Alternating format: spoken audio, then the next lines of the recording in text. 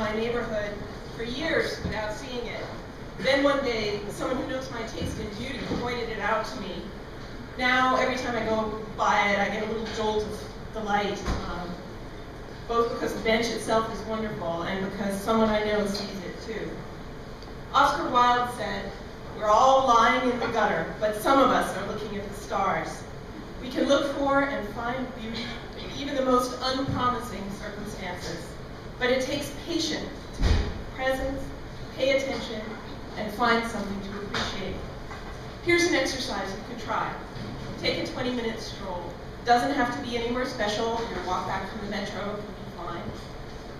Walk for 5 minutes, then stop and look around you. Check out the colors and textures of nearby surfaces. Notice the big shapes, patterns of light and dark. Hunker down and check out the view from a lower perspective. Find something to admire in that spot. Walk 5, stop. Do that 3 times. I promise you, you'll enjoy it. You'll feel calmer, more present, and more connected to your environment. Maybe you'll even make a new friend, the way I did with my neighborhood bench. The more you invest in the habit of noticing and appreciating beauty, the more you will develop your own way of seeing the world. You'll find yourself seeking and seeing colors, patterns, textures that appeal to you in all sorts of unexpected places. Don't be surprised if your attitude to the world becomes more tender. You may experience a desire to protect, conserve, and nurture those places and things that bring beauty into your life. And I'd like to encourage you to feel entitled to your own aesthetic and to be fierce in cultivating your own taste. I hope you'll stay open to being surprised by beauty in ways you can't anticipate, and that you'll occasionally let yourself see beauty through other people's eyes. The impulse to share beauty carries the potential for connection and healing.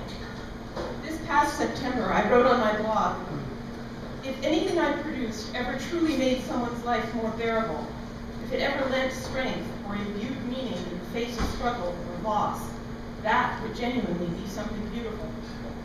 A few weeks later, after a young man fired shots and then killed himself in the library at the University of Texas at Austin, I received a comment on that very post. Quote, "I experienced a tragedy today and Googled, 'Show me something beautiful.' This blog has made me feel better. Just letting you know. Well done and peace be with you." The comment's IP address was beauty at Austin. Here's another exercise for you. If you see something beautiful at work, at lunch, on the bus, online, share it with somebody. Point it out to them. Try doing that once a day or a week. It takes courage to share your aesthetic point of view, but the rewards are many. You'll be amazed at how conversations develop, how sharing appreciation for the world builds mutual trust and respect between people. And there's a curious thing that happens when you start having a habit of noticing, appreciating, cultivating, and sharing beauty with others. You're going to find that you're going to want to create beauty as well. You're going to want to sketch or sing or sew. You're going to want to build something or cook or decorate. So honor that impulse. Be brave. Make something. Don't worry about it being perfect.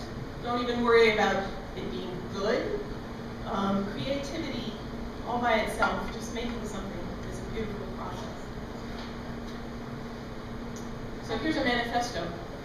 Beauty is not a commodity. It cannot be owned, but it can be shared. Beauty is not scarce. It is abundant. It's everywhere. Beauty is not a zero-sum game.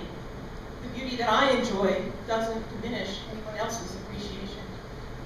Beauty is not an elitist enterprise. Anyone can appreciate it. Anyone can cultivate it. Anyone can contribute to it. Beauty is not skin deep, it's soul deep. Learning to seek, share, and create beauty, we enrich our spirits and reveal ourselves to one another. We make connections, heal wounds, and build communities. We become adornments to the world. I started my blog because I needed to find the beauty in my life at a time when things were difficult for me.